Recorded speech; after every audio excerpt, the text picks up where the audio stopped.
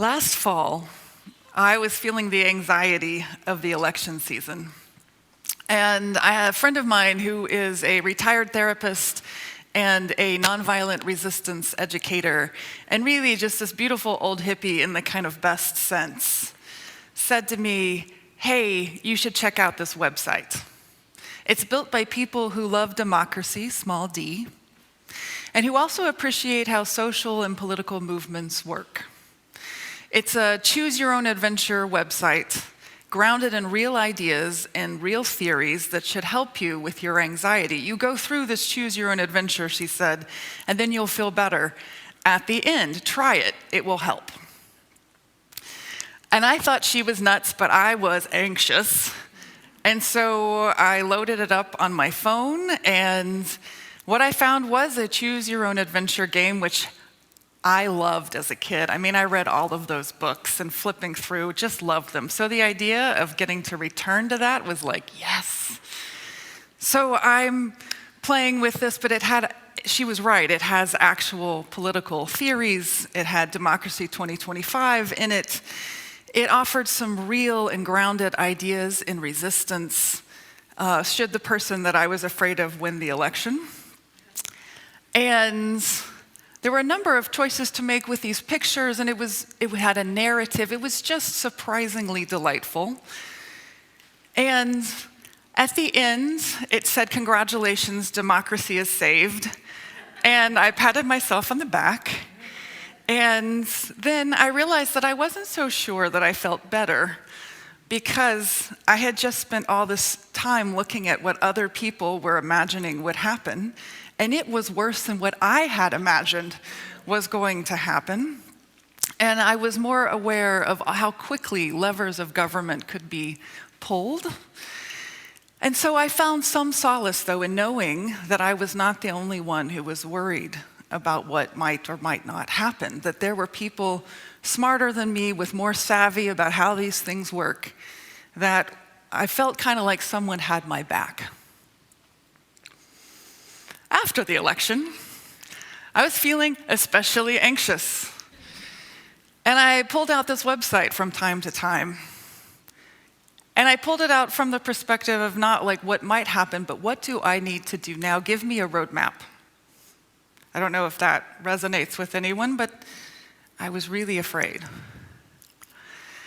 And so I found myself going to this website and playing the game. And at this one time, I got to a scenario towards the end of this choose-your-own-adventure that proposed that 4 years from now, a particular president was talking as if he would steal another election and be in power for at least a third term, if not moving forward. And the choices it presented to me were things like fly to Washington, D.C. to protest, stay at home at protest, or do 2 or 3 other things. And I chose stay at home and protest. And I clicked the button, and the screen came back at me and told me that our adventure was at an awful end because I was not willing to put myself out there enough, and fascism would reign forevermore. And I was appalled, and I was defensive, and I found myself arguing with my phone. Do you know where I live? Do you know how hard it is to go from California to Washington, D.C. on a whim, like a protest? I mean, you can imagine the conversation that I was having with my friends, this website. And I realized that I felt like I was the problem, and the whole point was I was trying to be the solution, and so you can imagine that that didn't feel very good. And I can imagine that that arguing with your phone kind of thing might be something like the way that Jesus felt when he heard his mother, Mary, suggest he should work a miracle for this wedding party. Who, me? What now? This isn't my plan. I didn't cause the problem. This isn't my house. This is not mine to fix. And on and on and on, although it's mother and son, so you just never know where that's gonna go. But Mary pushes him. This is your moment. This is your time. You can act. You can make a difference for all of these people. But Jesus hesitated. Now, we all laugh when we hear the story about the good wine because, hello, we live in Sonoma County and we have opinions. We have opinions. But let me put this back 2,000 years ago. Running out of wine would have brought shame on their household. It would have put this negative pall not just on the family, but on the newlyweds and on their entire life moving forward in this community. And the steward, the wine steward, and a number of the other staff probably would have lost their jobs, which means their livelihood. And does that sound severe? Yes, it does. And also, wine was not just a beverage of choice, it was the beverage you could drink because the water was unclean. And so when you run out of that, you literally stop the party. It was a big deal. And when Mary says, hey, you can make a difference, Jesus hesitated, knowing all of this. But fortunately, Jesus didn't hesitate for long. And the water miraculously became wine, and the wedding party was saved a great humiliation. And joy, rather than shame, carried the evening. And the servants, the people who would have been rebuked and would have really paid for the mistake, were not only spared, they were empowered because they were in on the miracle. Catastrophe averted. Hardworking people spared. Celebration extended. Not a bad day's work. Good job, Jesus. Good timing, Jesus. I'd like to think that Jesus learned a lesson that day. And it is a lesson that most of us also need to learn. It's a lesson that people, as I'm just explaining to you, need to learn again and again and again. And it's the lesson of this pro-democracy website. Because it turns out that website wasn't trying to get me to do all of these things for all of these people on behalf of the world. I wasn't saving democracy. It was asking me to do what I can. It wasn't asking me to take responsibility for the Electoral College or for all Californians to buy a plane ticket to go to Washington, D.C. It was assuming I had some resources and education because I was on the super nerdy app, right? It's making some probably smart assumptions about who I am and why I'm going to spend my time on this rather than solitaire or anything else I could be doing. The question was not, can everyone from California go? The question was, can I? And in my imaginary world where on my phone money was not the option, and in my headspace, for some reason, I didn't give my full support.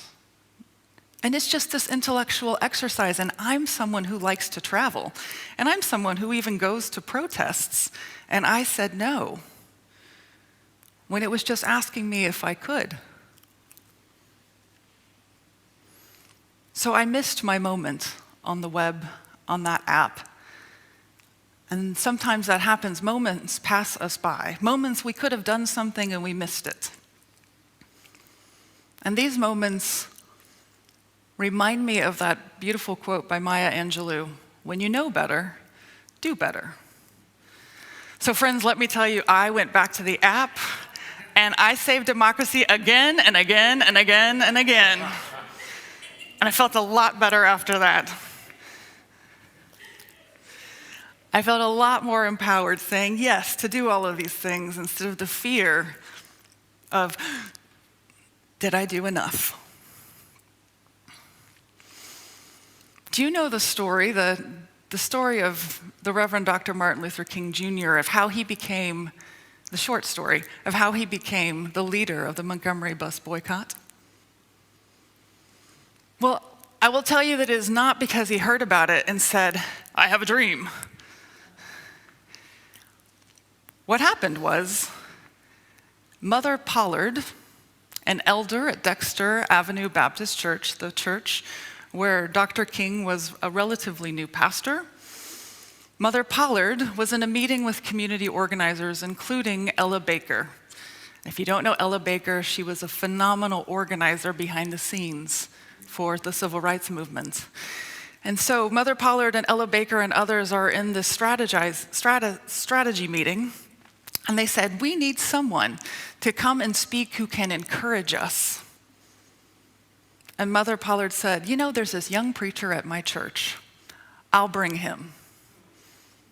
Not I'll ask him, not I'll see what he's doing, because she had that kind of clout. She said, I will bring him. And from that simple conversation, or being voluntold, I'm not sure what happened, but Reverend King agreed, and we all know the rest. When Reverend King was pushed, he learned to do better. He learned to say yes. And he invited others to do more and to do better.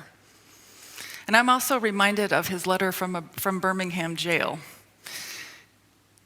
In this, Dr. King answers his critiques, or his criticism, and he names it, and he names that he is referencing and he is pushing back to the white Southern preachers and others who ask him to slow down, to wait. And if you don't recall his response, I'm going to give you part of it, but also it's a fabulous document, and I highly recommend it to you. And it's not very long. And so Dr. King says, in part, we know through painful experience that freedom is never voluntarily given by the oppressor. It must be demanded by the oppressed. Frankly, I have never yet engaged in a direct action movement that was, quote, well-timed, according to the timetable of those who have not suffered unduly from the disease of segregation. For years now, I have heard the word wait. It rings in the ears with a piercing familiarity. This wait has almost always meant never. He goes on to say, justice too long delayed is justice denied. We have waited for more than 340 years for our God-given and constitutional rights. I guess it is easy for those who have never felt the stinging darts of segregation to say wait. But when you have seen vicious mobs, and here we are going to skip because he goes into to describe some of the violence and slights committed against Black people. And it's trigger warning. So we'll skip over that, but he concludes with these words. Living constantly at tiptoe stance, never knowing what to expect next, and plagued with inner fears and outer resentments. When you are forever fighting a degenerating sense of nobodiness, then you will understand why we find it difficult to wait. There comes a time when the cup of endurance runs over, and men are no longer willing to be plunged into an abyss of injustice, where they experience the bleakness of corroding despair. I hope, sirs, you can understand our legitimate and unavoidable impatience.